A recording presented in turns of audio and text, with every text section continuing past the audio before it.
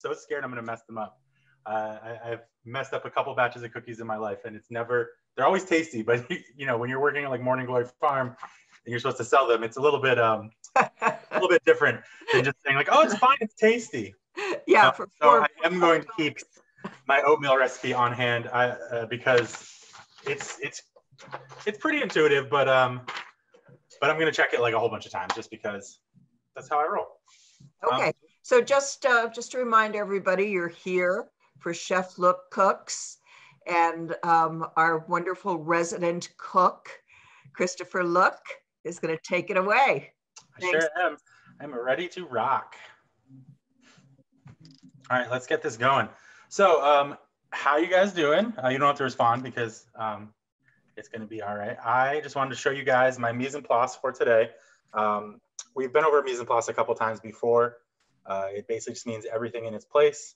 It's an important part, especially tonight, because we're going to be sort of switching gears a couple times from onion jam to cookies to burgers, back to onion jam, etc. So having everything right in front of us is going to be super duper important. So my oven's already preheated.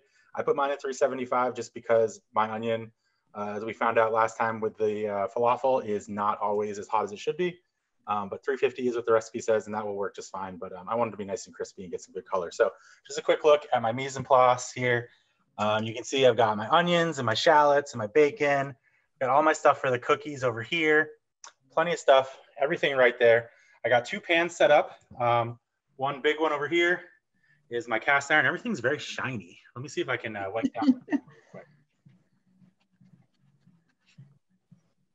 That's a little better. Must add some grease on the camera.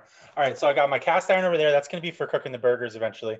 And I got this nice little deep saucepan here that we're going to use for the bacon onion jam. I hope that's going to work out really well. I actually just found that in the back of my cabinet the other day, and it was an amazing find. I'm a big fan of it. So we're going to get ourselves set up here. Nice view of the cutting board and the pan, and we're going to get jumping in.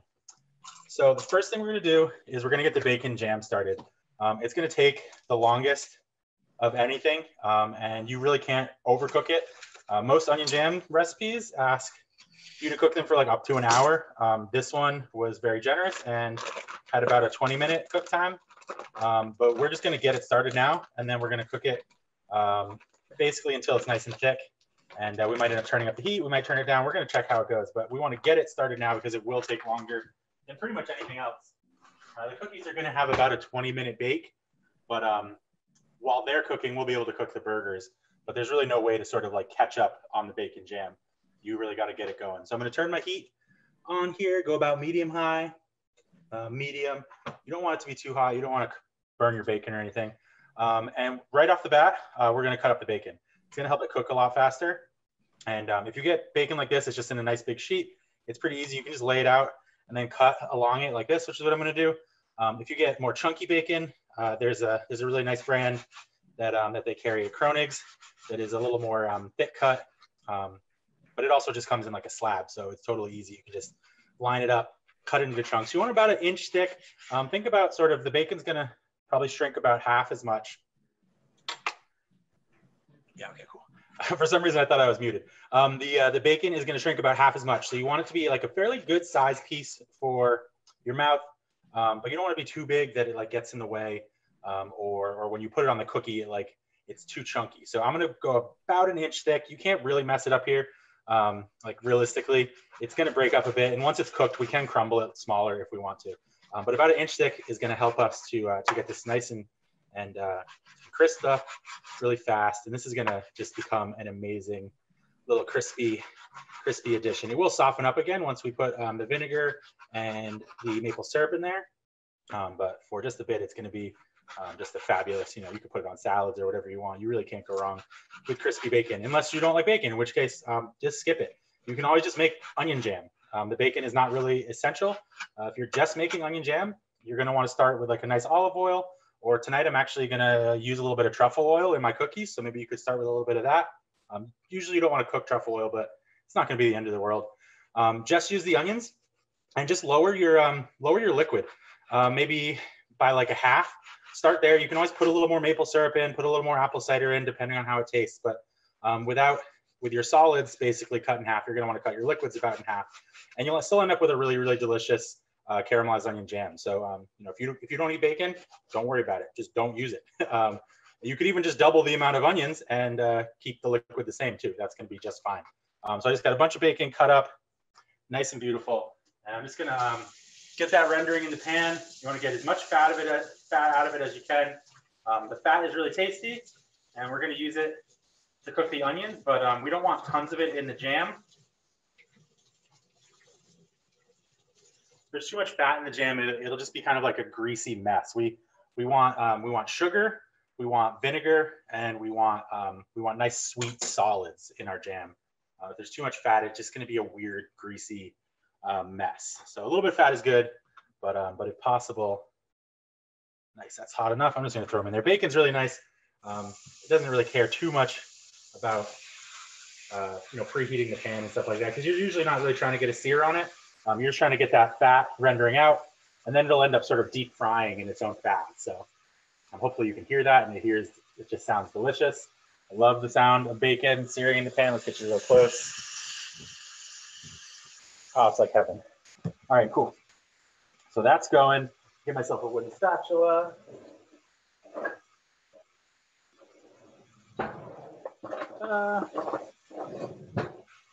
You want to check on it every now and then. That's why I have it on the burner that's right close to me. I always like to sort of have one thing on the back burner and then one thing really close to me. And so check on it, give it a little stir.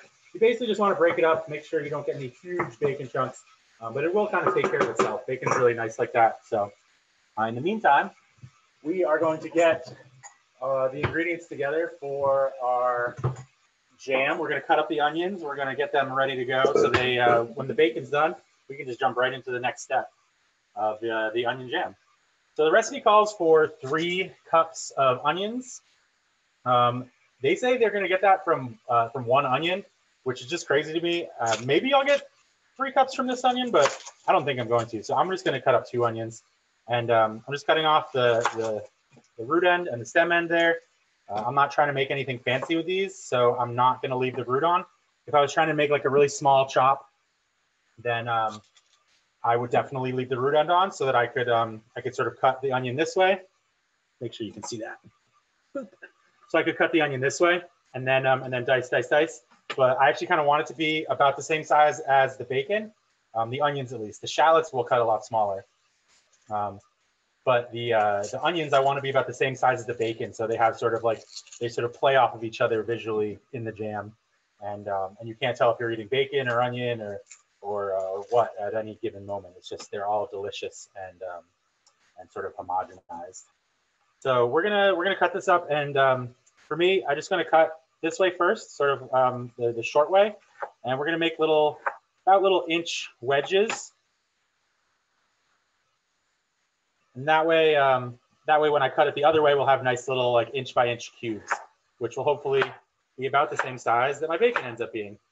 And you kind of want to change the angle of your knife as you go. I don't know if you guys saw that. And that will allow you to all the pieces to be basically the same size without having some like weird end pieces that just look crazy. And this onion's about right, so I'm going to do 3, I think. Depending on the size of your onion, you might have to do 4 cups or only just 1. But you just want them to be about, you want the outside pieces to look something like that, basically. I got big fingers, but you know, it's about a finger chunk. Oh yeah, bacon. So it smells great in here. Bacon's starting to render down already. Fall apart. We're just gonna get that so it's pretty crispy. Basically just want most of the fat cooked out of it. So it's just, you know, sort of the leftover fibers and meat. That way, when we do eventually put it back into the jam, it doesn't render out too much more fat. Again, that fat is going to make the jam kind of weird and awkward. It won't be bad. It won't look right. It won't like come together. The fat will get in the way of the sugar, and it's just going to be kind of not going to be as pretty as we like. So again, just 3 cuts this way. Get myself some nice little cubes, about a finger piece. You can measure it that way if you want. And we might as well take a peek. Let's see how many cups we get from 1 onion. I got a feeling this is going to be, well, maybe it is almost 3 cups. There's 1 cup.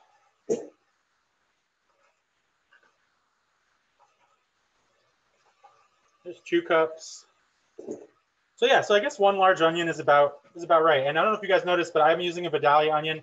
That's going to really help us out when we get to the stage where we are caramelizing it. It's just got a lot higher sugar content. Usually if you're caramelizing onions, it doesn't really matter what you use because you are cooking them for so long that you're going to get that sugar content sort of worked out in the process. But these are just going to help us a lot. We don't have to put as much work into them. There's already tons of sugar in them. So they are just going to immediately start to brown up and become delicious. But some people will say that caramelized onions are actually better when you use an onion that's not as sweet because those onions tend to have a lot of other flavor profiles to them, whereas the Vidalia is kind of, that's its thing, is I'm sweet. But I like Vidalias. I don't usually eat with them. I usually get whatever's on sale, which tends to be yellow onions. So it's kind of a little treat for me tonight to cook with some Vidalias. So we're just going to follow that same cutting pattern as before. Remember to turn your knife as you go. This one's about the same size as the other one. So again, just 3 cups. And I'm not even going to bother measuring. I'm just assuming it's a little more than 3 cups, but I'm also using a little more than 1 pound of bacon. So it's going to be okay. When it comes time to add our liquids into this, I will probably add a little bit more maple syrup and a little bit more apple cider just to sort of make up for the fact that I have more solids. But it should work out fine no matter what. Onion jams and most jams in general, if you're not using like a pectin and you're just cooking down fruits, your ratios aren't super important. You do want to have a lot of sugar. That's pretty much the most important thing, especially for a pectin jam. Because that's generally what sort of makes it thick. As you cook off the water, the sugars cook down and you almost get like a caramel or caramel, depending on where you're from. All right, so that is the onions. We're going to jump into garlic. My favorite way to break up garlic is you put the root side up and you put your fist on it like that and you just push down. And it exploded everywhere. Well, I got red garlic again. Good. That'll be good for this dish. All the bulbs, all the little cloves just come right out and you're good to go. So the recipe is telling me to use 2 cloves. You guys remember from last time, I really, really like garlic. By all means, you can follow the recipe and just use 2 cloves, but I'm going to use this entire bulb. It's not going to change the dish in any measurable way except by making it more garlicky, which is exactly what I want in my life. What I'm doing here with the garlic is you're just putting it down flat, and then you use your knife and just push down. Make sure you keep your fingers right out of the way, just in case it does slip. You don't want your knife slipping into your hand. But that's a really good way to crush the garlic. It releases a bunch of enzymes in the garlic that increase its flavor and its bioavailability. So it's crushing your garlic before you eat it is always a good idea, especially if you're using fresh garlic. It makes everything better. It also helps you when you go to chop it up because it's already kind of most of the way there. All right, so we'll just peel these up, get our fingers nice and sticky. I still haven't looked it up, but garlic releases some sort of chemical when you crush it that it's very sticky. I wonder if you could make a garlic glue. Bacon's just going to town. It's got a decent amount of fat in the bottom, which is good. We want that rendered fat will help to make the bacon cook faster and get nice and crispy as it basically starts to deep fry itself in its own juices. And different bacons are going to be sort of different. Some bacons have a lot of water added to them.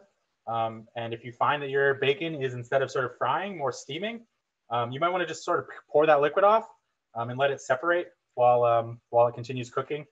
The waters will sort of float. The oils will float. One of them will float, and you'll be able to sort of get that excess water out. And then you can use the bacon fat and anything else you want to cook. We'll definitely be saving all this bacon fat for all sorts of different things. We'll actually end up cooking the venison burgers in them later. Venison doesn't have a lot of natural fat, so it's usually a good idea to either cook it in some oil or when you're grinding it, add some extra fat. This venison, me and my father processed together, and it is not super high on fat. We actually use some of the venison fat, which we don't often do, but this was a really nice deer, and we had a good long time to age, and so the fat that was on the animal was actually really, really nice. A lot of times it's kind of got this weird quality to it where it almost like is hydrophobic, and it pushes the water out of your mouth and you get like a dry mouth. But this fat turned out really good. But I still like to add a little bacon fat in when I'm cooking burgers. It just helps to get the sear better, make sure they don't stick.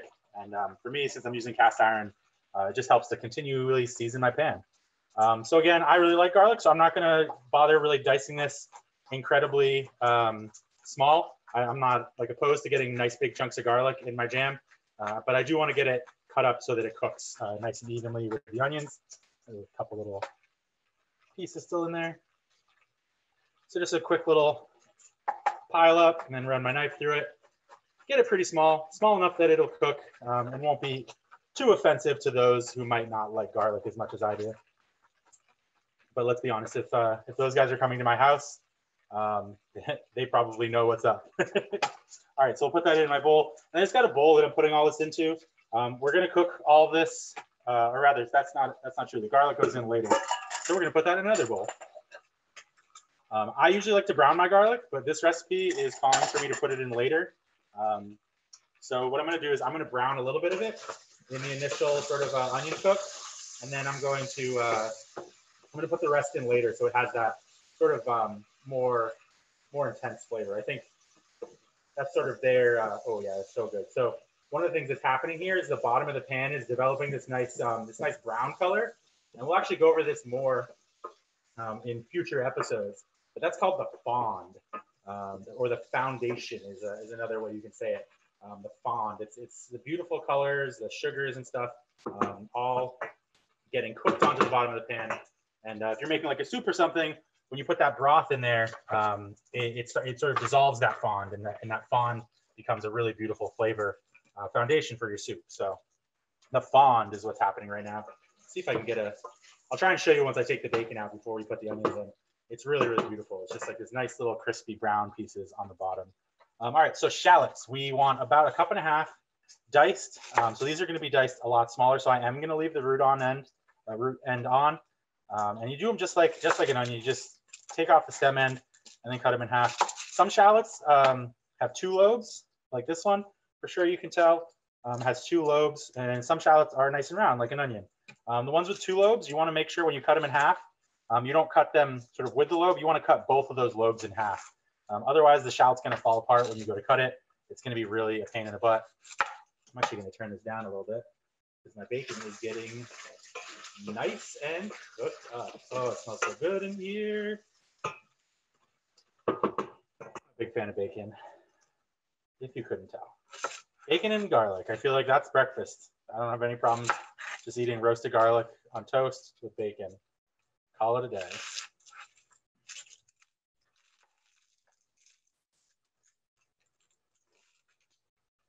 Come on, little shallot.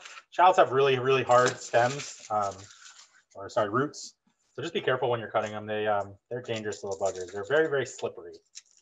So just peel them. So as you can see, there's that 2-lobed one.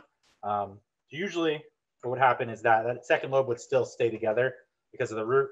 But I just cut it, that lobe was very small. So there's really no way around that having sort of a loose piece. It just is going to be a bit of a pain later when we go to dice it, but nothing we can't handle. And yeah, sometimes shallots will sort of grow their outer stem inside. They're goofy little roots, but man, are they tasty. Bulbs, sorry, not roots. Basically, if you've never had a shallot before, a shallot is basically like a really, really sweet and flavorful onion. It's got a lot of tendencies of a red onion, and then it's a little bit more mild, but it just has like a super, super, super, super, super oniony flavor to it. Like this little tiny shallot, one shallot probably has as much onion flavor as like an entire red onion. It's power packed, really good for salad dressings, little diced, you brunoise, which is like the small dice that we're going to do now. You do that and you toss it in the salad dressing raw. The vinegar sort of cooks the shallot, and the shallot gives off all of its beautiful flavors into the liquid, and it's really, really tasty. It's actually a really good ingredient in like what's it called? The vinegar brine you'd put on like an oyster. Why can't I remember what that's called? Mignonette. Yes, of course. Shallots, red wine vinegar, and black pepper. Black pepper is actually a requirement of mignonette. Something I learned in my chefing days. I made mignonette. There wasn't black pepper in it, and the head chef came over to me. He's like, "What's this?" And I'm like, "It's mignonette." And he's like, "Nope." So that was a good lesson learned.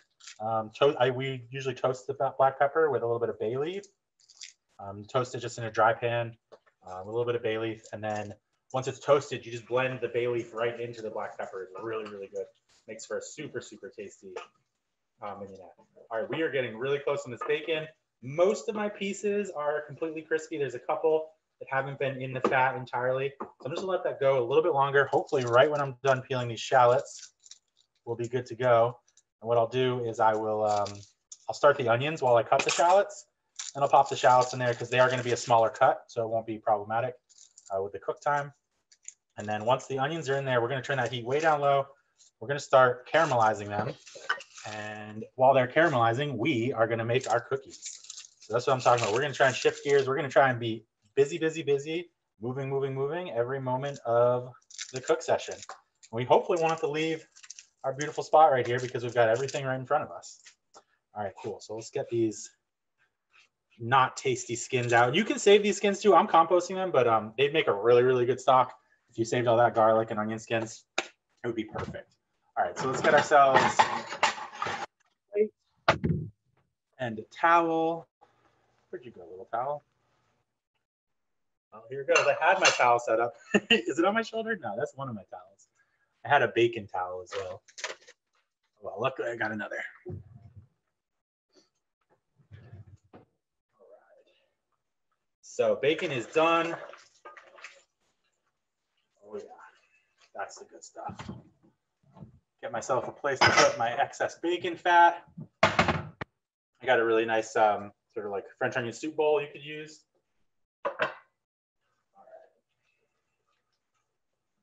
So the bacon, as you can see, nice and crispy, a little brown. It's going to cook a little more, but I think that's good to go for me. You could use a slotted spoon here too. I just have the wooden spoon and it's already out, so I'm just going to use that. Oh yeah. That is good bacon.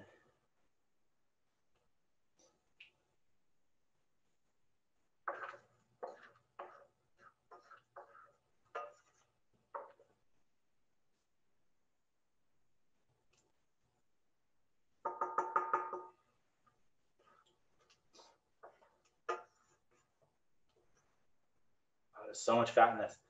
You know what? I'm going to cave. I'm actually going to use the slotted spoon. If I can find it. I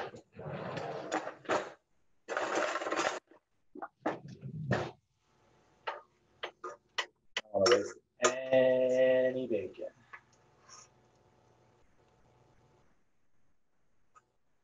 Oh yeah. So I'm just sorry I'm doing this over here, but I do not want to get any hot bacon grease on my computer. It's the danger zone.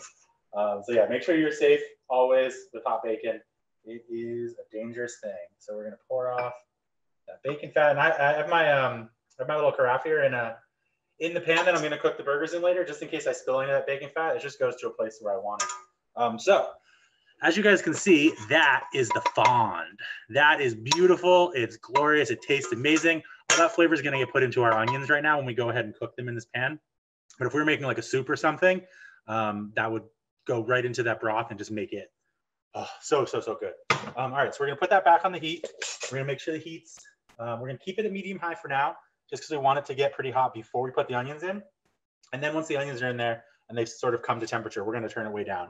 So I'm gonna put some of that bacon fat back in the pan to cook the onions in. I think this is actually pretty cool. Nice, good.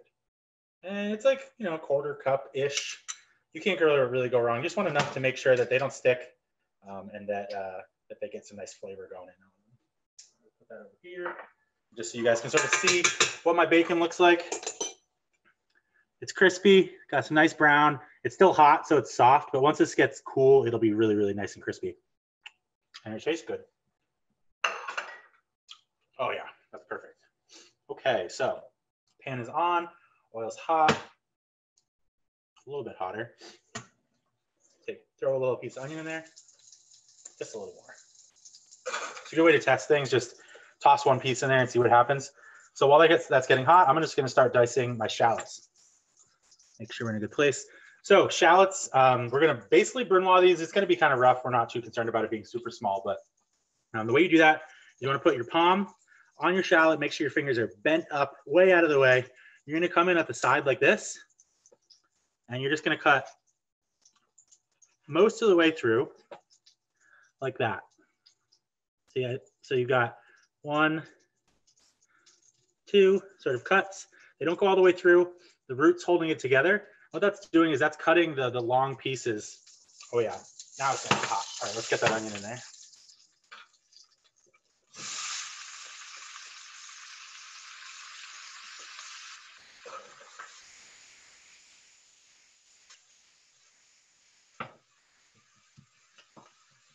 Oh yeah.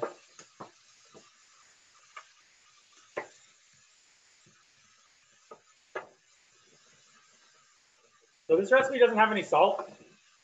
I'm gonna put some in there because I like it. It's because it's a sweet recipe, and they want it to taste nice and sweet, and they figure the sugar is gonna be plenty of seasoning, which it is. It's gonna taste really good without the salt, but I like salt. And even my baked sweet goods, I put salt in. We're literally making savory cookies just to show you how much I like salt over sweet. And so I'm putting salt in there because I want to. You certainly don't have to. And I just put about like half a teaspoon. It's not a lot, just enough to season the onions so that they would taste good if we weren't making them in the pan. I just want my food to taste good all the time. So the sugar would be enough seasoning, but I want salt. All right, so the first 3 cuts, like I said, you're cutting these long strips into smaller pieces, and you're gonna come back over and you're just gonna straight up and down. You don't have to follow the curve here. Because we made the cuts this way, it's already cut up this weird end piece that that usually you're trying to avoid with the angle cuts. This end piece has already been cut up, so we can just go straight up and down, and we're just gonna do straight up and down cuts, making about like a centimeter. So this isn't perfect by any means, but now it's just sort of all cut up perfectly. And then the last cut is going to be from the stem end to the root end. And you're basically, when you cut it off, it's just going to be perfectly diced as it comes off. Don't look at my hands. I know I'm not cutting properly. I'm the worst at knife safety, but the biggest part about knife safety is knowing where your knife is. And so even if you don't cut properly, just don't cut yourself. So we've got some nice diced shallots already. Those are beautiful. So I'm just going to go ahead and go do those to the rest. Same thing to the rest of them. Sometimes you only need 1 cut. You don't have to necessarily do the 2 cuts that I did there. And sometimes you don't need to cut it up at all, depending on the size of your shallots or what you're using. So we're just going to make ourselves some dices.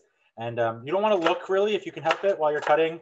Well, you can look if you want to, but it tends to make it so you have to push a little bit harder with the knife. You really just want to be nice and comfortable. And make sure you keep your hand convex, so that your fingers are just completely out of the equation. That way, if you slip, you're not hitting anything. Because that is a big part of knife safety, is being prepared for the worst. So again, we're just doing kind of a rough brunoise. Nobody would ever call this a brunoise in the kitchen. They probably yell at me and tell me to do it again.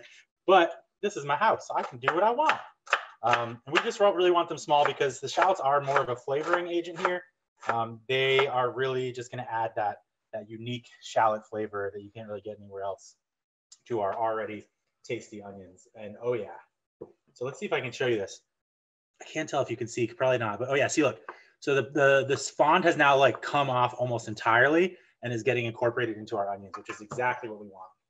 So just make sure while you're cooking your onions, you scrape the sides. Oh yeah, that is gonna be tasty. Oh, sweet. Okay, sweet. I'm actually gonna turn it up a little bit. I think I have it too low. I want to make sure it actually cooks before we are done here. So go back, brunoise the shallots. And I'm definitely probably using too many shallots here again, but I'm using too much bacon, so I'm using too much shallots and too much onions. It's too much garlic. This is just a too much onion jam. You can never really have enough. This recipe says it makes enough for a good while, but why not just make more? I think what happened here? Oh well, we got mismatched pieces of shallot. It looks like.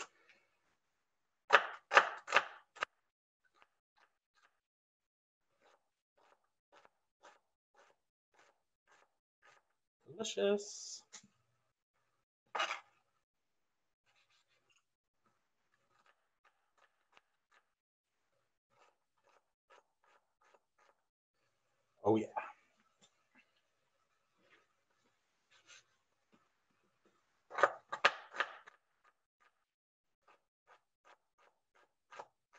Perfect. That's all my shallots done.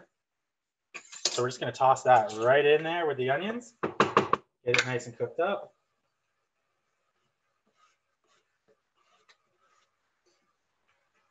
Make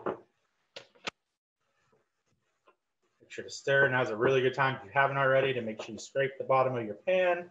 Get all that beautiful bacon fond off of there, working into your onions, all that nice flavor. Oh, yeah. And once some of the liquid starts to cook off of this, the onions themselves will actually make their own fond as well. If if you're just doing this veggie style, they will use some oil in there or whatever. And once the liquid starts to cook off, the sugars and the onions will also start to sort of stick to the bottom of the pan, and that'll be really tasty too. So fond is an essential part, not an essential part, a very, very tasty part of cooking. And if you can perfect it, it will change your life. Oh yeah, perfect. That is looking good. I am going to turn that back down again.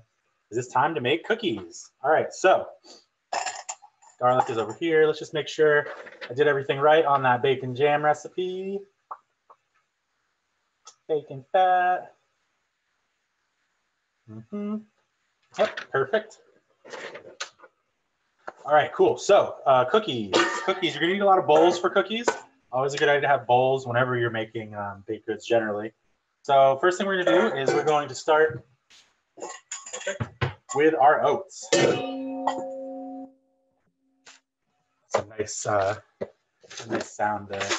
All right, so the oats, we need 1 cup of oats. I'm just using old-fashioned rolled oats.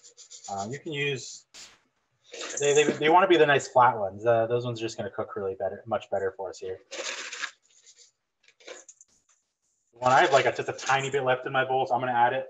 I usually don't mess around with baking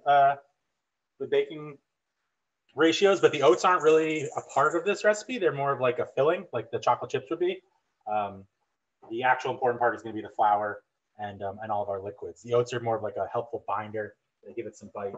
So a few extra oats in there isn't going to hurt anything. So just a little bit more than a cup. Our theme for tonight, just a little bit extra, a little something extra. What's that? Lagniappe is what it's called down in New Orleans. And so we want a 1/4 cup of warm water. I'm just going to use it from the tap. I just turn it all the way up, and usually once it starts to turn hot, that water is basically warm because you're nowhere near boiling. So yeah, Lagnappe's a cool sort of concept. A little something extra. It's usually in like restaurants, it'll be like a little dessert you get for free maybe at the end of the meal.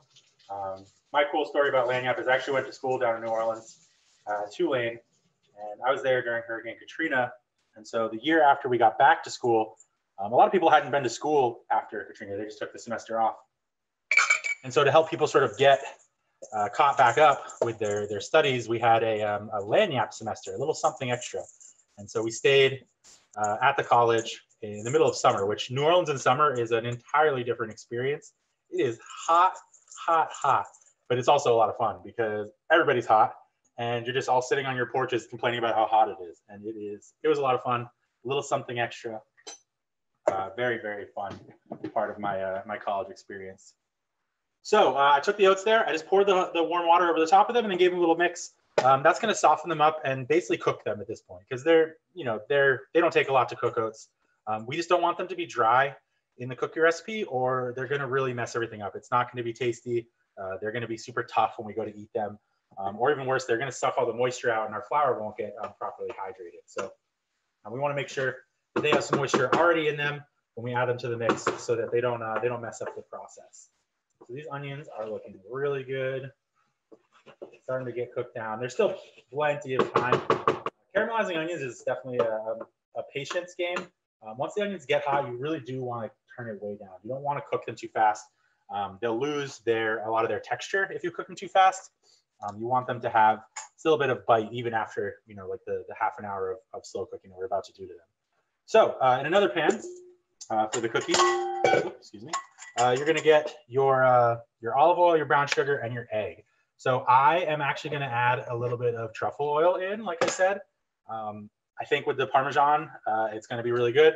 and I just had a whole bunch sitting in the cabinet that I needed to get rid of. So, so we're gonna put a little truffle oil in there. So in this case, it is going to be 1/3 of a cup of olive oil. So I'm just gonna go half and half. That's a lot. Truffle oil can be really intense, but I need to get rid of it, so I'm just gonna go for it.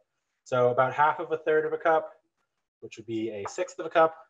I have a really cool measuring cups that actually have a little line halfway up, so I'm just using that to dole this out. Whoop, that's not what I thought it was. But you can also just, you know, use, let's see, I'm trying to think. 1/3 of a cup, I think, is 6 tablespoons. So you could do 3 and 3. I'm sure Virginia will check my math on that, but I'm pretty sure 1/3 of a cup is 6 tablespoons.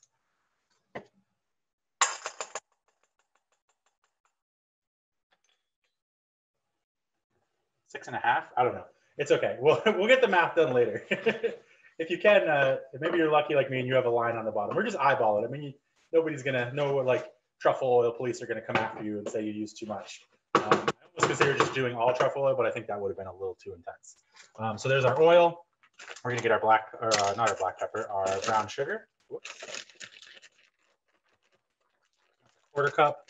The recipe, the person who did this recipe originally was talking about using all sorts of different amounts of brown sugar. You could use as little as 1/4 or as much as 1/2.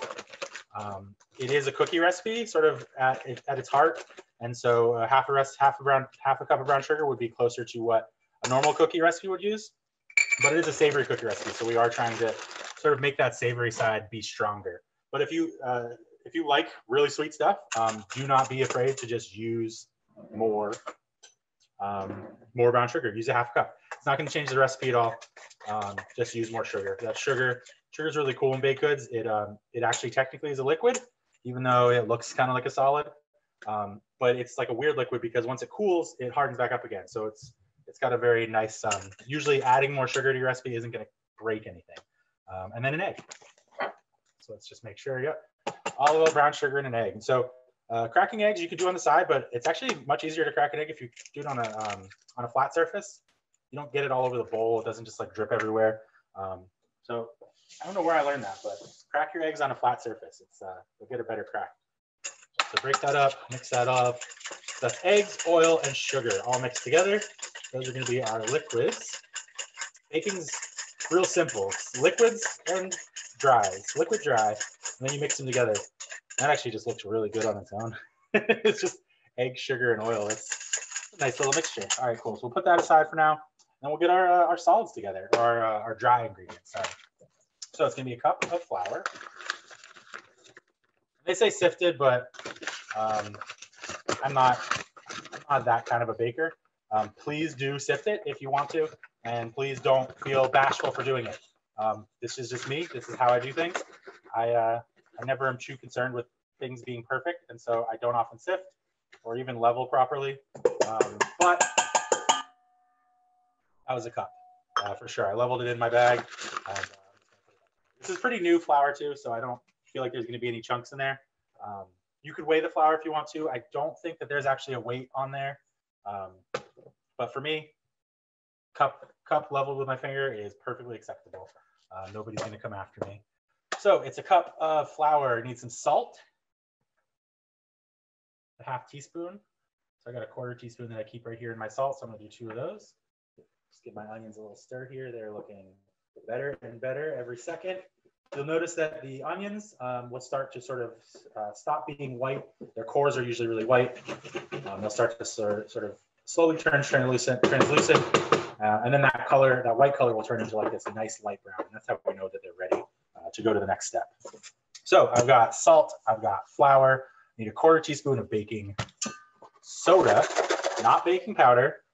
Baking soda, baking powder are fairly similar ingredients. One is a double rise, that would be the baking powder, and one is a single rise, that's the baking soda. So baking powder actually has baking soda in it. That's the first rise. That's just a chemical reaction. It's the calcium carbonate, whatever it is. It's reacting with the acids, and that's going to be your first rise. Then the baking powder has, I forget what it is, and that's the second rise that allows it to rise again. So in this case, with the baking soda, we're going to put this in the oven pretty quickly, so it's not a problem that that the rising is sort of happening right away. Baking powder tends to have a little bit more of a what's the word? Hardy, more hardy dough that, you know, maybe you could put in the oven or the fridge or something like that. It would still work later. All right, so baking soda, salt, and flour. Cool. Flour, salt, baking soda, rosemary, black pepper. All right, so black pepper. I got a grinder. I'm just going to grind it till I'm happy. It says a 1/4 teaspoon. I'll probably end up putting about a 1/2 teaspoon in there. I really like black pepper, and it goes really good with Parmesan and truffle, I think. Especially with the truffle oil in there, we're going to want something really intense to go with that, and that black pepper will really help to sort of cut that and make it so we don't just taste black pepper. Or sorry, we don't just taste truffle oil. And then rosemary, which I did not chop up beforehand, but we'll do that right now. All right, so some of this rosemary is not so hot, but we have plenty for ourselves. All right, get this stuff out of the way. So if you often work with herbs, you probably already know this trick. We want to hold them up at the tip, and then just like a nice soft feel here. We did this with kale the other day too. And you just sort of pull back from the tip. Oh, see, the tip broke off. That'll happen sometimes. This rosemary is very tender. But if you do it gently enough, you'll just get the leaves, and you'll be left with a stem and a tip. And you can make a nice little pile of leaves for chopping. We'll just use the good rosemary here. If you go a little bit lower on the stem, you're almost guaranteed to have it done right. And so here we just want 2 teaspoons. I'm going to use about 2 stems usually, depending on how big your rosemary is.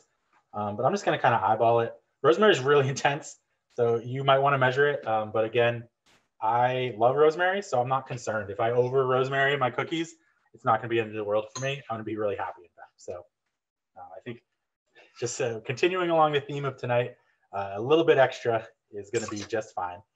So rosemary is kind of a pain to chop. If you can get all of the sprigs, the little leaves facing the same way, that's going to make your life a lot easier.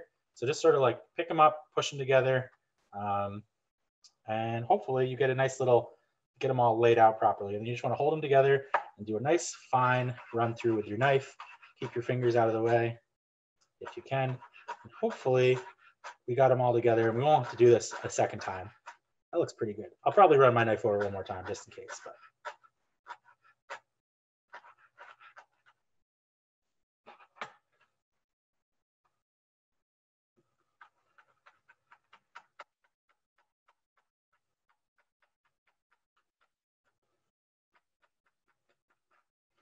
rosemary is one of the hardest herbs to chop, I swear. Like cilantro and parsley are really nice. You can just make a giant bundle. Most herbs in general, you can make a giant bundle, fold it all over itself and stuff. But rosemary does not work so hot.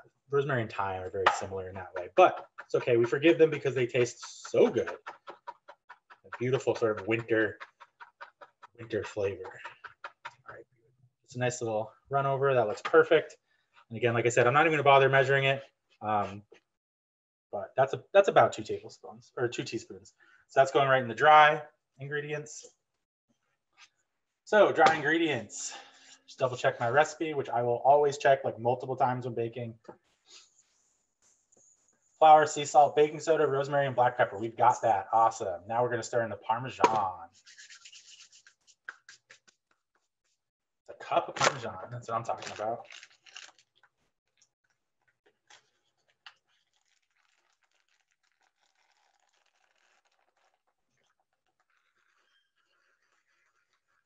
I'm using some really good Parmesan. You can just use like the stuff you get in the store on the shelf too. You can even fresh grate it if you wanted to. Just make sure that it's the small grates. You don't want to have shreds of Parmesan. They will make the cookie kind of funky. Cool. So that's good to go. We're going to get ourselves a spoon here for mixing. Where did that go? Give the onions a quick little stir while we're here. Oh, they're looking so good. I think the timing is going to be right on this. I sure hope so. Timing is an important part of getting your cooking done at the end of a long day. Oh, there it is. Another one. All right, so mix the Parmesan into the flour.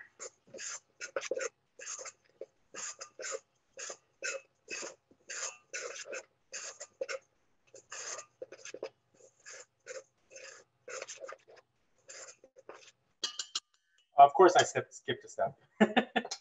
The oil and the sugar and the egg was supposed to go over the oats. I knew that. But it's okay. The only thing we're really missing out on here is just a little bit of time of soaking, where those oats will just continue to cook. But that water is going to be enough for them. I'm not too worried about them not being cooked enough. So it's going to be a-okay. So just stir that oil and sugar and egg into the oats. Beautiful.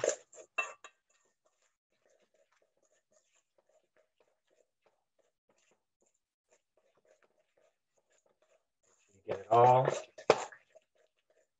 perfect. So we got our flour with our cheese. Make sure we get all the little, make sure it's nice and well mixed. Looks good. That looks good. Do a quick little cleanup here. Get myself ready for the next step while I have the time. Make sure we don't waste any of that oil.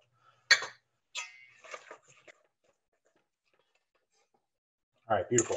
So last step is you want to sprinkle the flour mixture over the oats, stirring them to combine. You want to do this pretty gradually, so just a little bit at a time. If you've got a friend to help you, they can do it for you while you stir.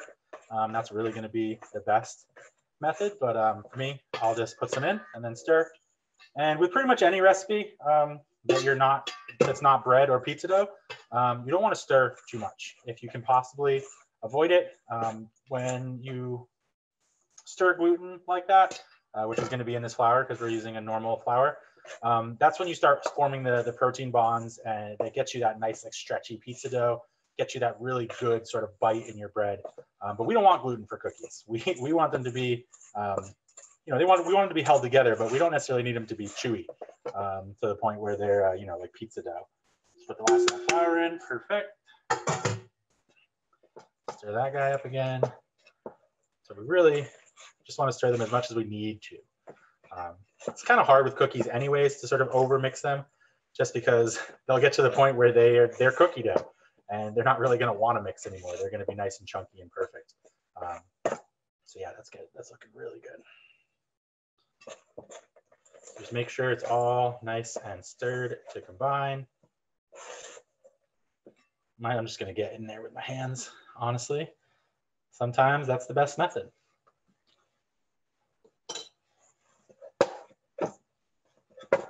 Make sure I get everything from the bottom there. This dough is pretty chunky. You should be able to feel in it the oats and the Parmesan chunks if you've got nice big Parmesan like I did. It's definitely not smooth cookie dough by any means, but you should be able to see the rosemary. You should be able to smell the rosemary. Rosemary is such a nice thing. And yeah, it looks pretty good. Sweet. So now we'll move to our next stage, which is going to be actually putting them on a cookie sheet and getting them in the oven. So let me get myself my cookie sheet over here.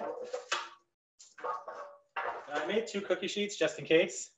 You want to put some parchment on there. These are kind of a sticky cookie, so you want to have that ability to pull the parchment up and sort of push the cookie off from the back side if you have to. It's a good sort of emergency method. And they're saying about a tablespoon. I'm going to eventually use these for sliders is kind of the plan. So we're going to really make them the right size for our burgers is the plan. I'm going to just give these onions a quick stir. Make sure they're not sticking. Yeah, they're just looking really, really good. Getting better and better every second. So I'd say like a little ball about yay big. And you're just going to treat them like you're going to basically treat the cookies like they're a burger. They're pretty greasy from that oil that we put in there. So you should be able to, should be able to just touch them with your hands and it shouldn't be a problem. They will rise a little bit. And so you want them a little bit something like that. So nice little patty, not too thick, not too big, just big enough that we can throw some onion jam on there and then put a burger on top. And then we're just gonna put that right on my cookie sheet. So we're just gonna keep doing that. Make some cookies.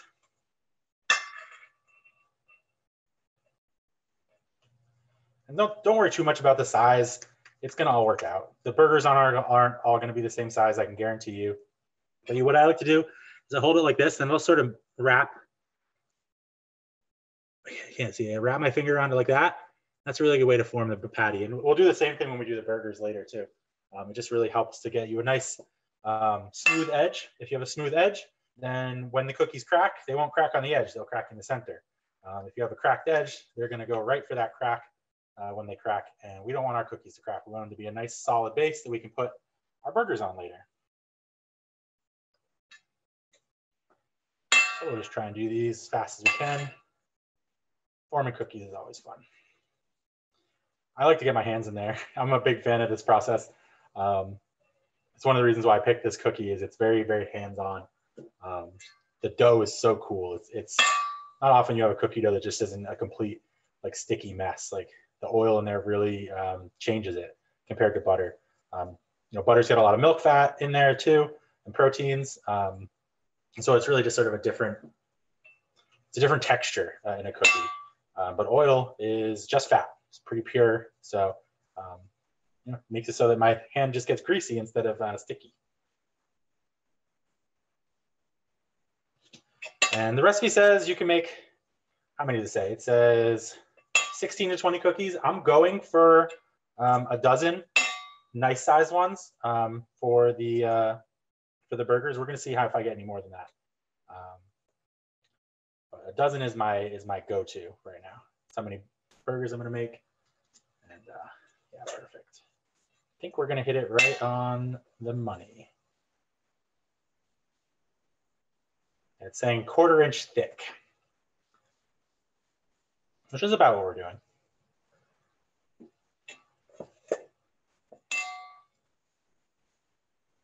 You could weigh these if you wanted to. That's a really cool technique is in baking. If you are doing a by weight recipe, you can weigh all the ingredients and then just divide it by how many cookies you want. And then you make little balls that weigh that much. And then you're going to be guaranteed to have the same size cookie every single time. If you're into that, do it, definitely. It's really satisfying when all of your cookies look the exact same, but I am a trash panda in my other life, so I do everything by eye.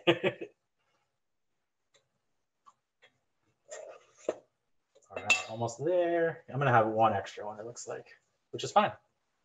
Not technically extra. Gotta have one for me to eat. All right, perfect. Actually, no, I think we're gonna be perfect.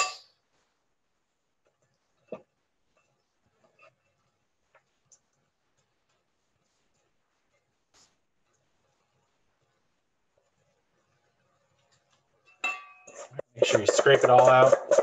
This is just absolutely delicious stuff. We don't want to waste a single bit of it.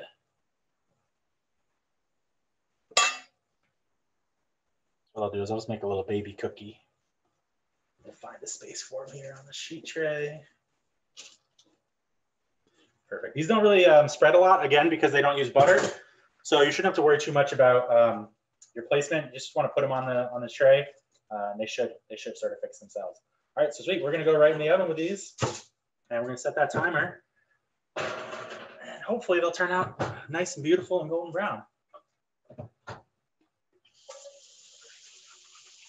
I never know with cookies. Like I said, me and cookies have a unique relationship. But I can guarantee you, even if they're not super brown, they're going to be tasty. All right, sweet. So they want to cook for 15 to 17 minutes. So we're going to go ahead and set the timer for 10 minutes. And we're going to check them and see what they look like. So perfect. We are, I think, ready at this point to add our bacon and all of our ingredients back into our jam. I'm going to take a quick peek. If you can see anything but steam, there we go. The onions are pretty much done. They're nice and brown. You can see there's still a little bit of white in the center there, but nothing that is going to be really problematic when we get to the actual onion jam side. Let me just try one real quick. They're soft, they're cooked, everything we want. So we're going to jump back onto the jam side. So now we're going to put the brown sugar, garlic, excuse me, chili powder, and the bacon all back in there with the maple syrup and the vinegar. So garlic's going to go in first. I totally didn't brown some garlic like I said I was going to, but that's totally okay. Garlic's going to go in there first. We're going to get that cooking. That's That's gonna be really good. The garlic, immediately I can smell it. And garlic and onions is just such a fabulous combination. I'm actually gonna turn the heat up a little bit because we are gonna want this to simmer away. So I wanna make sure that I'm adding ingredients here. I'm not taking too much temperature away from the experience. I'm gonna toss the bacon on top as well. That's nice and crispy and beautiful.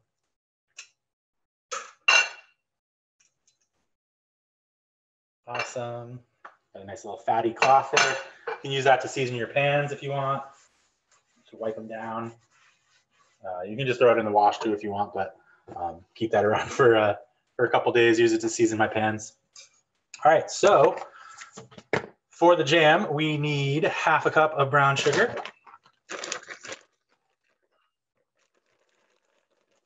Brown sugar is pretty much always packed in recipes, so nice level pack. 1/2 cup of brown sugar. Like I said, I'm going to add more maple syrup. I don't want to add more brown sugar, mainly because I just like maple syrup better. But sugar can be a little bit overwhelming, whereas maple syrup I feel like is just a very nice sort of mild flavor. So maple syrup, we have 1/4 cup of maple syrup. I'm going to go ahead and go to 1/3 cup, just to account for the fact that we have more solids and the fact that I love maple syrup. So 1/3 cup of maple syrup. And 1/3 cup of apple cider vinegar. And I'm going to put just a little extra splash in there. We don't want to have too much sweetness in here. We do want a little bit of vinegar in there. It really helps us to just taste better. Acids are a really, really nice flavor component. Sweet, sour, salty, and savory and bitter, right? Those are the flavors. Umami being the savory flavor. And so yeah, that's perfect. We got a nice liquid in here. I'm gonna really crank the heat, get that heat going. Oh, it smells so good. It's got a nice liquid in here. The brown sugar is dissolved into the apple cider. No problem. Everything's mixing together, looking beautiful. So now all we really need to do here is we need to cook off the water that's in that vinegar. What that will do is that will leave behind all the sugars that we put in there, and it'll leave behind all the beautiful acidic flavor from the vinegar. But it will make it so this, which is now currently a soupy mess, becomes something more like a jam, which is what we're looking for. And so hopefully that will take about the same amount of time it takes for us to cook our cookies, and everything will sort of come together right at the end. But I do want to get that temperature up and simmering.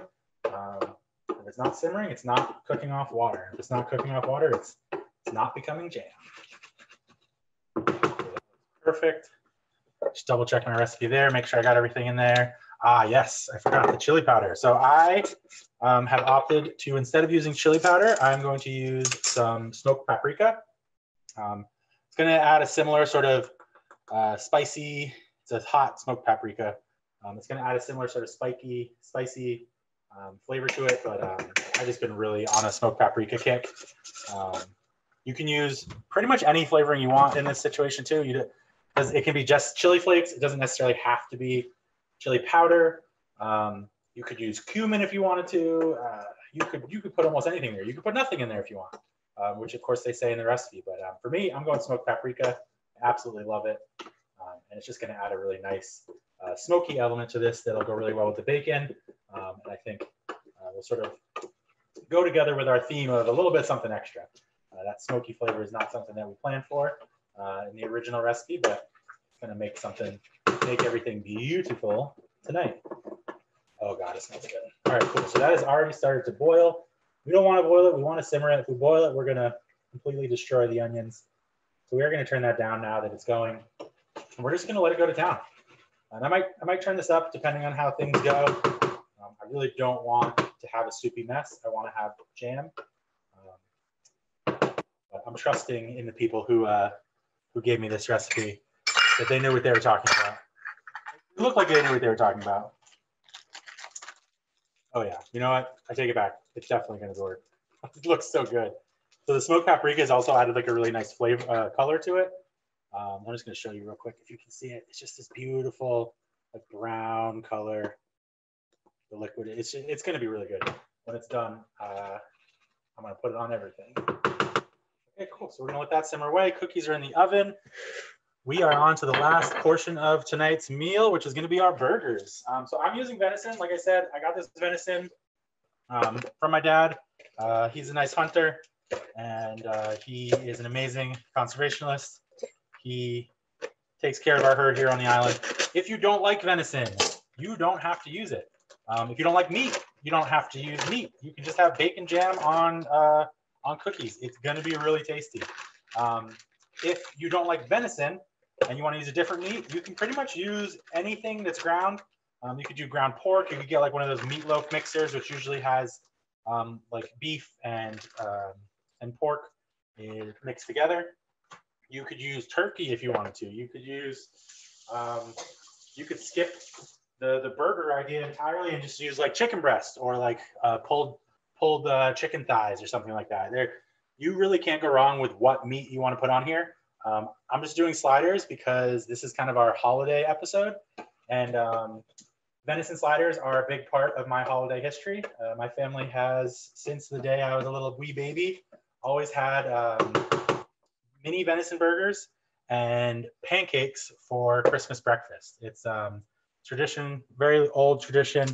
I don't know exactly when it was started, but man, do I love it. We did start adding linguiça, maple glazed linguiça into the mix, but nothing really is ever sad about mini burgers and pancakes. You can make like a little pancake wrap with the burgers. Oh, it's so good. All right, so I'm gonna get my pan heated up for the sliders. Hopefully everything's gonna start to sort of come together all at the same time. It's gonna be beautiful. I already put a little fat in there, so I'm not gonna put any more in, but I do have that rag from earlier that I can wipe the pan in between batches. We're just gonna batch cook burgers. What I'm gonna do is I'm just gonna make the burgers and put them in the pan as they're ready. And then I'm gonna start at the top, 12 o'clock, and I'm gonna work my way around and then into the center. Well, you guys can't see that. Here, I'll show you with the pan. So I'm gonna start myself at 12 o'clock. I'm gonna work around and then into the center. And then I'm gonna go back to this one and flip it and work my way around again. That way I know which one's been in there longer. And that way I can take them out when they're done and I can keep replacing them. So we're gonna try and sort of get a nice little cook cycle on there. It'll probably be about 2 batches worth of burgers. This is a big pack, it's like 3 pounds. But if you were doing this for yourself, like a pound package should be fine. Let's see how this is going. Oh yeah, that is cooking down really nicely. And it just smells super duper good. We got to try everything. I'm going to get my spoon in there to see what we're looking at here. And it's already starting to thicken up too, which is good. Oh yeah. Oh my God, that's good. Okay. Perfect. Yeah, it's perfect. Just trying to think like if I wanted to put a little more acid in there, but I think that's going to be good. All right, so that's going. Get that hot. And we'll start making burger patties. Let me just check over here, see if we have had any questions in the chat that I missed over while I was. Oh yeah, soft cheese would definitely be super tasty. 5 1/3 tablespoons. Awesome, thank you. Beautiful. Thanks, Virginia. That is good commentary. All of my fun words. All right, so I just decided I wanted to melt a little bit of cheese on these because what's better than cheesy cookies when we have cheesy burgers? So I'm just going to do a quick couple little slices here. So that was my timer for the cookies. Cookies should take 15 to 17 minutes. So that was a 10-minute timer. I'm not too worried. I'm gonna let them do their thing. So let's see, 1, 2, 3, 4, 5, 6, 7, 8, 9, 10. And 1 for me. So I'll have 10 cheeseburgers, and then whatever else is left will just be normal burgers. All right, let's take a peek at these cookies. Fingers crossed. Oh yeah. Nice. I'm not going to show you because I don't want them to lose temperature. My oven is definitely a pain in that sense. But I think we're going to be good in about 5 minutes. So I'm going to put the timer at 5. They poofed up a little bit, which is perfect. They're starting to look less greasy, which means that the oils have been absorbed by the flour. Everything is looking really good. Basically, they're just at this point, they just need to finish cooking and they want to start browning up. So get hot already. Oh, well, cast iron's taking a while to heat up. Probably should have heated that up beforehand, but that's okay. Jam is looking fabulous. Keep stirring that as it renders down. All right, let's make burgers. So again, the burgers are you want to be about the same size as your cookies. Just like bacon, though, burgers are going to shrink a bit as you cook them. So you're going to want to go a little bit bigger than what you made the cookies look like. Let's mix this up a little. Perfect.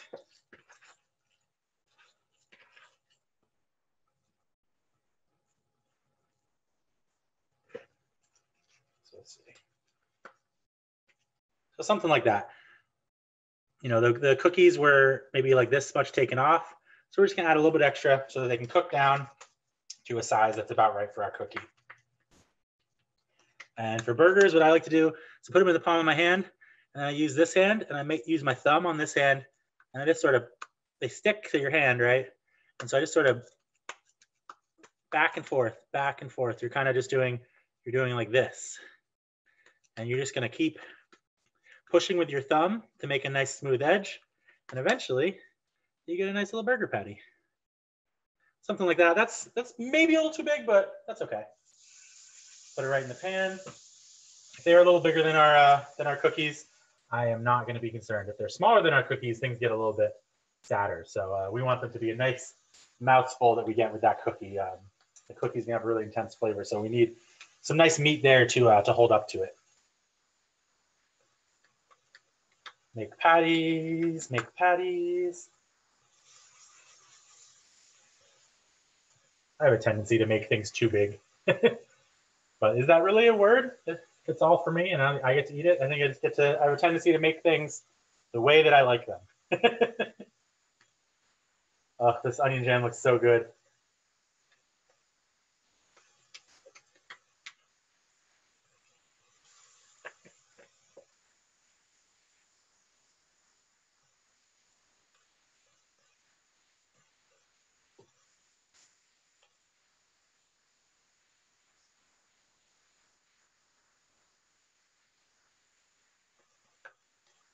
Try and let you guys sort of see my technique here.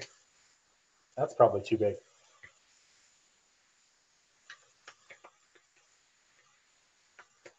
I used to have to make hamburger patties at Morning Glory Farm for all the fun events we'd have there, like Pumpkin Fest and Blueberry Fest and stuff. And we were just sitting back in the kitchen. We'd weigh out all the little meatballs, and then we'd just be like slap, slap, slap, slap, slap, back and forth. A lot of good memories there.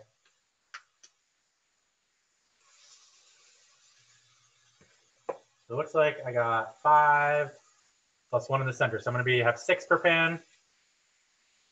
And these shouldn't take too long to cook. You can cook your burger however much you like. I usually like to cook my venison like medium well, mainly just because it is a wild animal. It's usually in fine shape. You don't have to really worry about it. But I just find, unless I'm talking about like a whole chunk meat, I usually just like to make sure they're a little bit better cooked. Sometimes I'll put pork fat in my burgers too.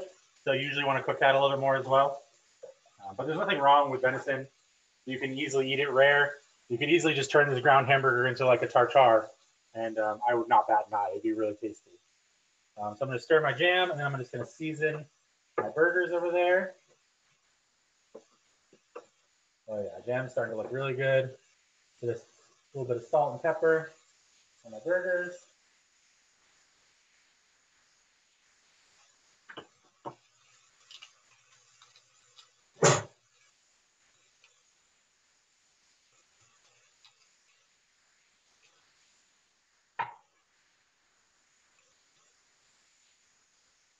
Full blast on that heat now. Oh, thank you, timer. Perfect.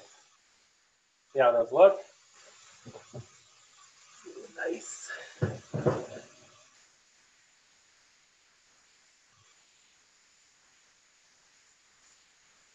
All right, so I did this last time too, and I'm gonna do it again. My cookies didn't want to brown last time, so what I did is,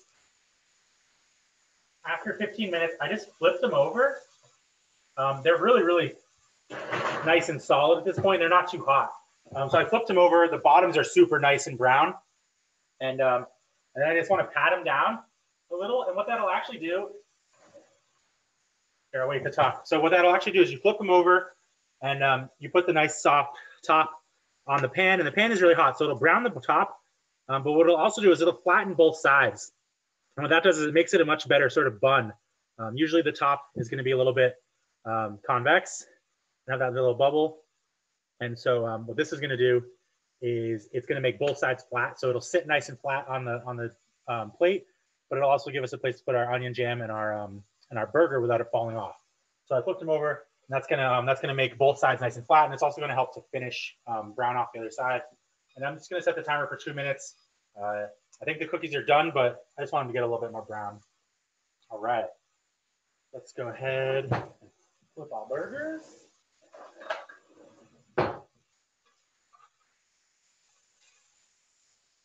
Oh yeah.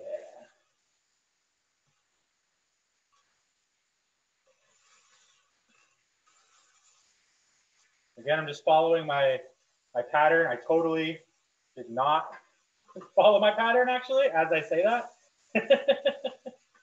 But hey, you know, you can't all be winners. These have a nice sear on that side, nice and brown and tasty.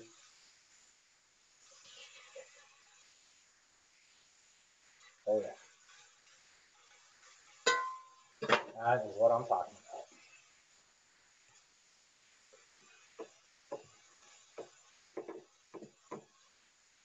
The jam is really starting to come together here. Compared to how much liquid was in it before, I'm probably down to like a third. So we're just going to keep doing that until there's really no liquid left. You want it to be sort of just like a sticky mess altogether, and that's how you know it is done. I mean, you could eat it now, like nothing's going to be wrong with it. It's just it'll sort of squish all over the place. So we want to make sure it is nice and tacky. All right, so I'm going to go ahead and just keep making burgers, make sure I'm ready for my second batch.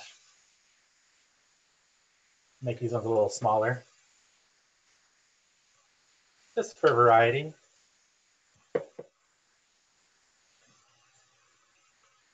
Oh yeah.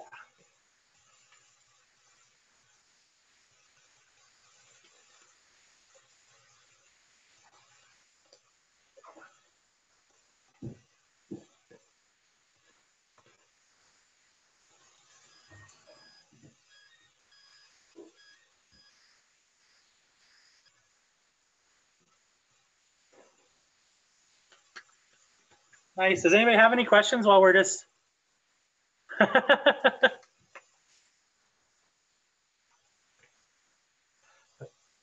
Sorry, no visitors tonight.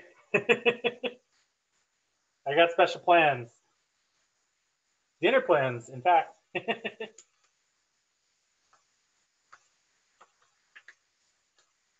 All right, let's get a couple cheeses on these. Those are almost done.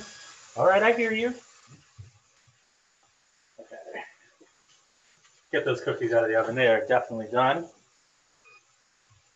Oven off. I got a cooling rack over here for them. So I wasn't kidding when I said tonight's going to be full bore. I feel like we haven't had any time to chill and relax. But so those are the cookies fresh out of the oven. As you can see, they're nice and brown on that side because that was the bottom side. And then when I flipped them over, you got a little brown on that side, but it also has just sort of flattened them out, which is going to be perfect. We'll put them what was the top side down and use that nice flat panel to put on our jam on. So I'm just going to throw them over on the cooling rack real quick. And feel free to use tongs for this if you want to. I just, you know, working in a kitchen makes your fingertips really, really, really dead to heat. So that's mainly why I just went ahead and did that. I'm just going to leave my sheet pan in the oven for now. I think time for fan.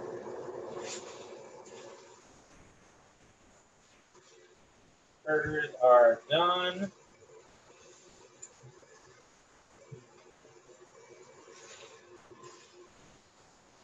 Oh, a little more. Should turn that down now. A little more bacon fat in there.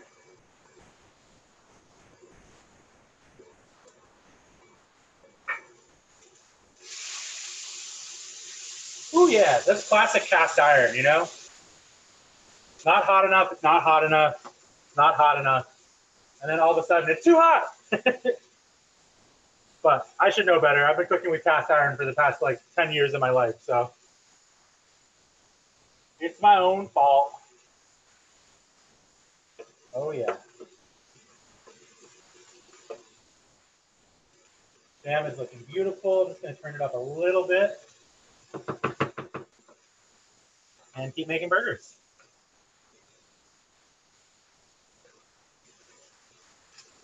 Yeah, so venison burgers and me have a long, long, long history together. When I was living in Asheville, I actually sort of as my way to cope with not having venison burgers, I bought a grinder and I would just like grind up anything I could get my hands on. I got into the habit of grinding up chicken with tortilla chips, almost kind of like I'm trying to think of what the like a meatball basically, a chicken tortilla meatball. I had a lot of fun with that grinder. But I took some meat with me when I went down there, and I ran out at one point. And it was a very sad day indeed. But came back for the holidays, saw my dad. I said, "Hey, Dad, did you kill any deer? Or sorry, did you harvest any deer?" And he said, "Sure did." I said, "Can I have some?" And that made me happy again, getting a chance to bring some little piece of the island back to North Carolina with me. Made the days even better. And I got to say, I was pretty popular with my friends too. So cool. We're getting there. These other burgers are probably done. Just waiting for the cheese to melt. Everything is coming together just perfectly, I would say. Burgers should be done right about the time the cookies are nice and cooled and solid. And it looks like we were going to have a little mini burger to go with our little mini cookie.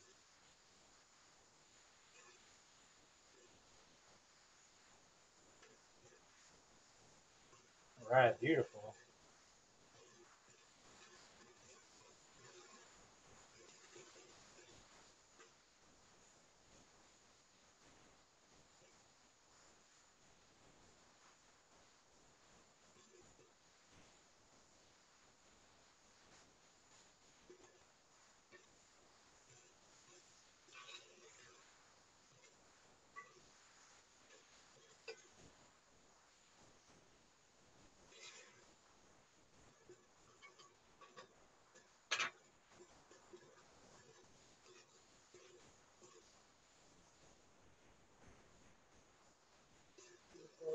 More bacon fat.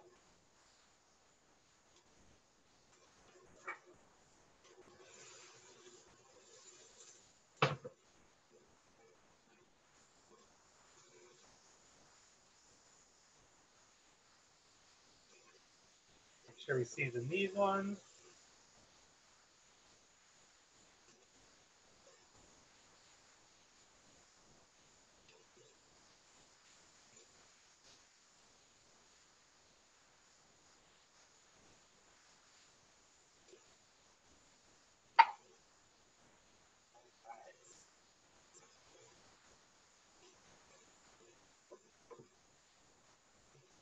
The bacon jam is looking super tasty.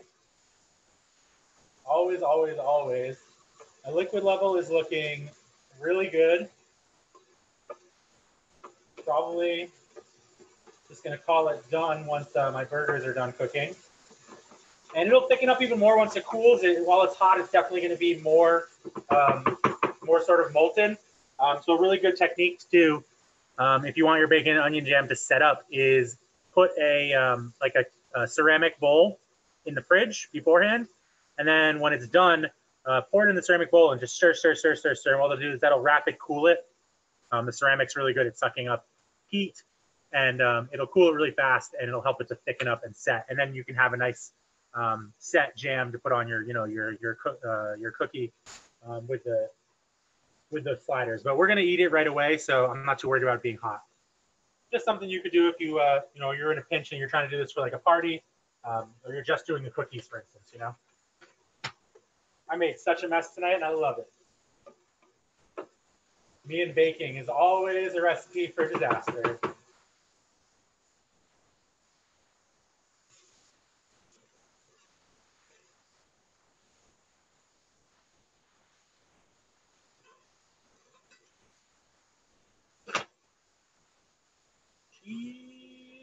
Cheese.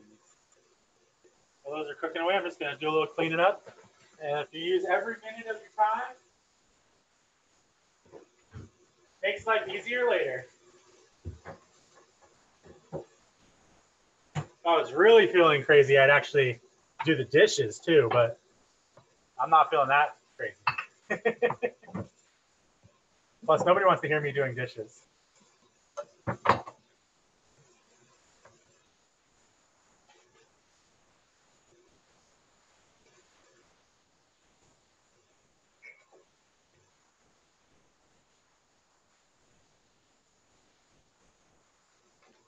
Sweet.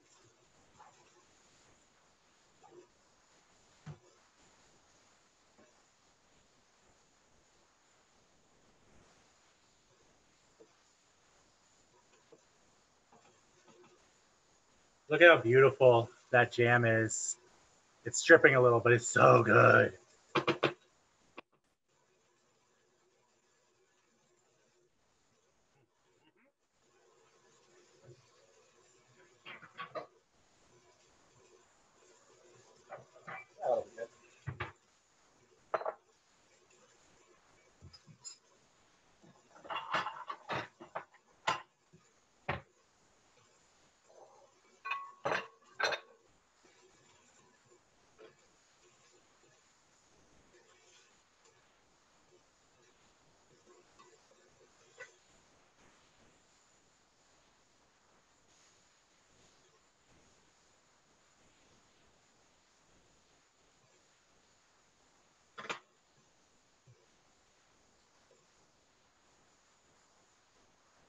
Nice.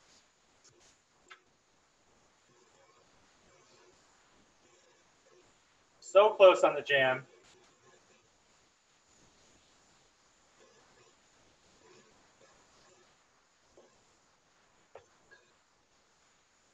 I was getting my my mise en place for plating together. I got a nice, beautiful plate that my partner found for us. There's a red one that matches too. It's super cool. It's what we use when we're eating together and trying to be cute. And I've got my bowl to cool my onion jam because I do feel like, why not? It's not going to hurt. I just was talking about it. I might as well give it a shot myself. It'll also make it easier to plate. I won't have a hot pan in my way while I'm trying to spoon onion jam onto burgers. And our cookies are nice and cooled. Take another look at them. I'm going to sacrifice one just so you guys can sort of see. The inside is nice and cooked all the way through. It's, got some grease in there from the Parmesan. It smells so good. It just smells like rosemary, and truffle, and everything tasty.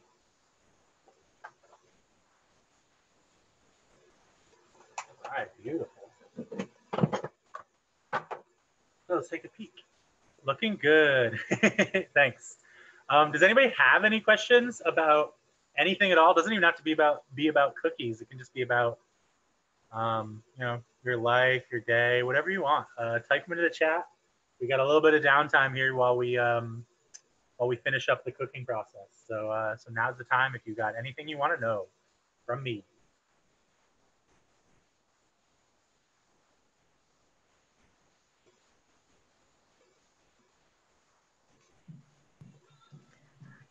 Hi, my beautiful son. Can you hear me? Sorry, Virginia, what was that? I said, hi, my beautiful son. Can you hear me? Oh, that's my mom. Hi, Mom. I think you need a videographer. I'd volunteer to do that for you so you can not to stay in one place. This is a good plan. This is working out for you. You don't want to see the rest of my kitchen anyways. Nice recipes. Just wanted to tell you, great recipes. Great recipes. Yeah, I'm a big fan about it. This one is great. I'm really, really excited about our next one. I'm not going to tell you what it is, but I can tell you, you definitely are going to want to tune in.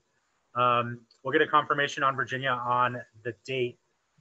Oh, how long can the jam last in the fridge? Good question. The recipe mentions, I think it mentions a time, but for me, honestly, like generally 2 weeks is my go-to for anything that has like meat in it. The jam is sort of a preserved item. Like usually it'd be a week, but bacon and the jam are both basically preserved items. So I would go 2 weeks, but like realistically, you can smell it, taste it, see what it's like.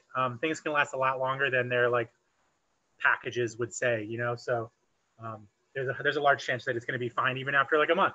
But I would say 2 weeks. Whoa.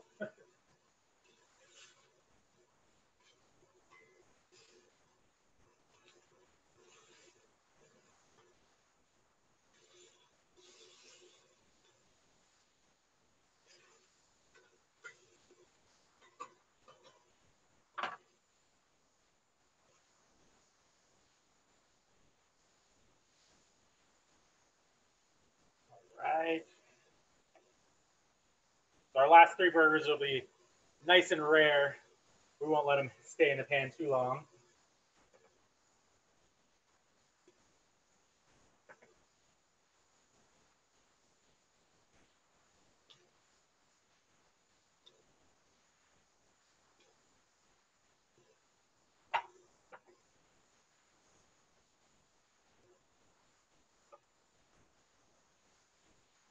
All right, the jam is done, I would say.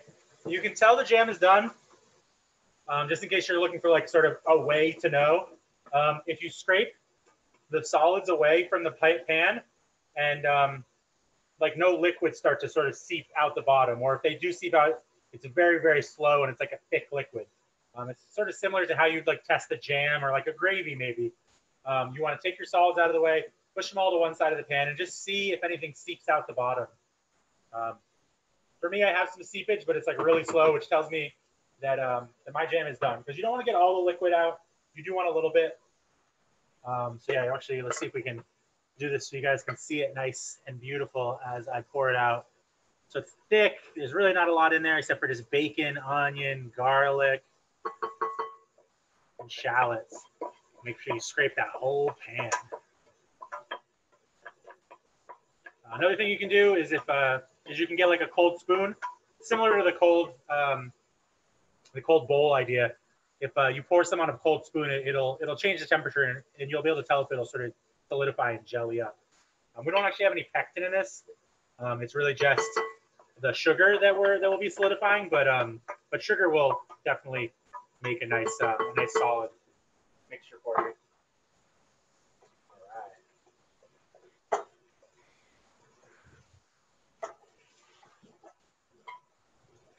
Perfect.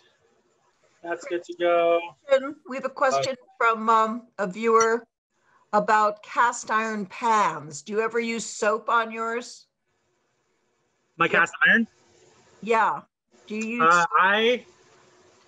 Well, hold on a second. Let me take these burgers off and then I will answer that.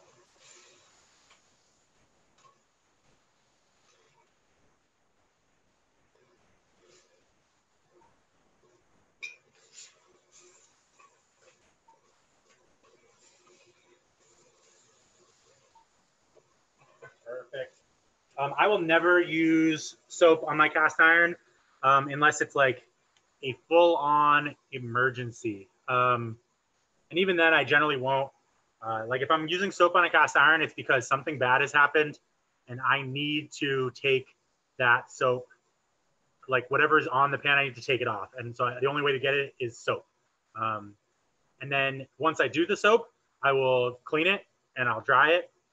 And then I immediately will go and I'll season it again. You have to. The soap takes all your seasoning off. It basically just ruins all that hard work you've done cooking bacon and fatty things in it over the years. It's really bad for your cast iron. If you do it, you have to have a good reason. and you have to fix it when you're done. And the way you fix it is you reseason your pan. So you're going to want to dry it out in the oven, get it nice and hot, like just turn the oven all the way up, put your cast iron in there, and then when it's really, really hot, you want to put a really high temperature fat on there, like a coconut oil maybe. And what you can do is the coconut oil will smoke a bunch, and you just want to move it around and then get a nice like rag you don't really care about and just rub it all over the pan, rub it over the bottom, rub it over the top, rub it in the pan, put it back in the oven at that high temp, let it cook. It'll smoke a lot. It's going to smoke a lot. And then take it out of the oven, wipe it down again with a dry cloth, and then come back in once it's cooled a little bit with a lower temperature fat, maybe like a bacon fat if you've got it or something. So it still wants to be hot, but not super hot, and rub it down again. So what you're basically doing is you're cleaning it with the soap, then you're cleaning it with the heat. You're using a high temperature oil to basically pull out all of the weird impurities. It's going to make the oil look horrible. And so you're cleaning it with the oil. Then you're cleaning the oil off of the pan to get all that funky stuff off. And then you're reseasoning it. That usually will work. It'll bring it back to where it was. But I try and avoid that as much as possible. Generally, if I'm cleaning my cast irons, it's hot water. And if that's really crazy, I'll use like a steel wool. But usually I'll just use like a pretty bristly sponge and hot water. If you have to, you can soak them. Don't leave them overnight with water in them. Just like soak them for like 10 minutes to soften the pieces, and then you can scrub them off easier. And if you really have to, you can always burn stuff off of them. But like old school people, you'd scour your cast iron with sand. So yeah, don't use soap on your cast iron unless there's like something horribly wrong with it and it's the only way to fix it. There's usually another method that you can do that's going to be better. But if you have to, just take care of it after you do use the soap. Treat it like you just freshly bought it basically and has never been seasoned. So, all right, sweet. Well, let's take a little peek. We got burgers. We'll build one up, but that's it. I'm gonna turn off this fan. Whew. Fans always get me going. We'll build a couple burgers here. So you can do it kind of however you want. I personally am gonna do it. I get 3 little burgers. Maybe 2 is probably a more appropriate size serving, but I'm hungry, so I always eat more. So I'm gonna do a little jam on the bottom, but you could also do it on the top.